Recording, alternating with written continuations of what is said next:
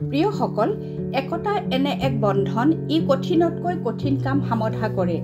আমি এখন দেশৰ একতাৰ কথা ভবাৰ আগতে আমাৰ পৰিয়ালৰ একতাৰ কথা প্ৰথম ভাবিব লাগিব। পৰিয়ালৰ একতা, শৃংখলা আৰু আচাৰ ব্যৱহাৰে সেই পৰিয়ালৰ সন্তানসকল সুসন্তান ৰূপে গঠন কৰে।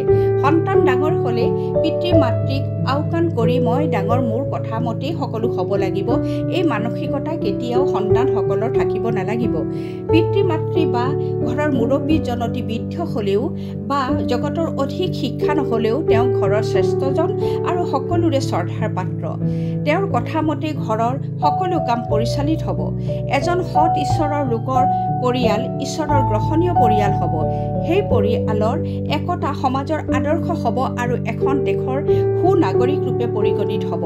সেয়েহে আমি বাইবেলখনকে আমাৰ জীৱনৰ পৰামৰ্শদাতা ৰূপে লৈ আগুৱাই যাওঁ আহক। ধন্যবাদ।